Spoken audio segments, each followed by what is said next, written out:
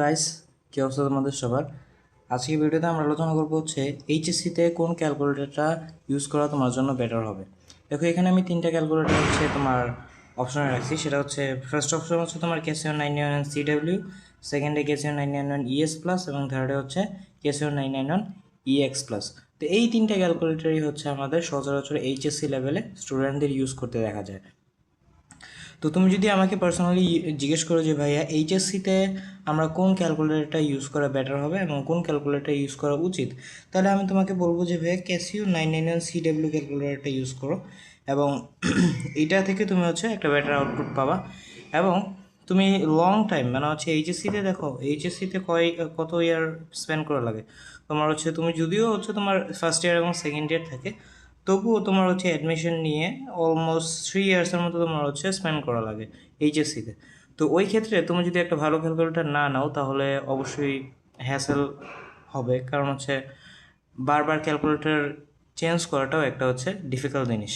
তো এই ক্ষেত্রে তুমি যদি একসাথে 2200 থেকে 2300 টাকা বা হচ্ছে 2300 থেকে 2400 টাকার ভিতরে ক্যাসিও 991 CW ক্যালকুলেটরটা কিনে ফেলো, তাহলে তুমি লং টাইম একটা হচ্ছে তুমি আউটপুট পাবা।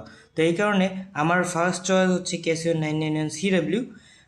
যারা ইঞ্জিনিয়ারিং টার্গেট আছে এরাও কিনতে পারো, আবার যারা হচ্ছে মেডিকেল টার্গেট আছে তারাও কিনতে পারো, যারা ভার্সিটি টার্গেট আছে তারাও কিনতে পারো। কারণ হচ্ছে তোমাদের টার্গেট যেটাই হোক না কেন, তোমাদের তো আলটিমেটলি হচ্ছে এইচএসসিতে ভালো করা লাগবে, তাই তো?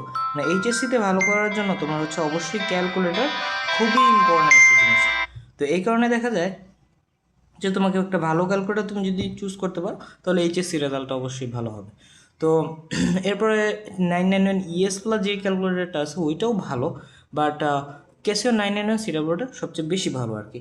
991 ES প্লাসটাও কিনতে পারো, কারো যদি একদম ফাইন্যান্সিয়াল অবস্থা বেশি খারাপ থাকে তাহলে 991 ES প্লাসটাও কিনতে পারো, but 991 CW is far better than the ES plus. আবার অনেকে আছে 991 EX প্লাস কিনে, ওইটাও কিনতে পারো, সমস্যা নেই। 991 EX প্লাসটা অলমোস্ট সিমিলার টু CW, তো না অলমোস্ট সিমিলার টু হচ্ছে তোমার 991 ES প্লাস। তো এই কারণে ES প্লাস যারা চালায় ওদের EX প্লাসে হচ্ছে তোমার শিফট হইতে সময় লাগে না। আর 991 CWটা একটু ব্যতিক্রম, পুরোপুরি ব্যতিক্রম না। তুমি যদি হালকা একটু টাইম দাও এই 991 CWর ভিতরে, তাহলে তুমি হচ্ছে এই যে মানে হচ্ছে এই ক্যালকুলেটারে এক্সপার্ট হয়ে যাবা।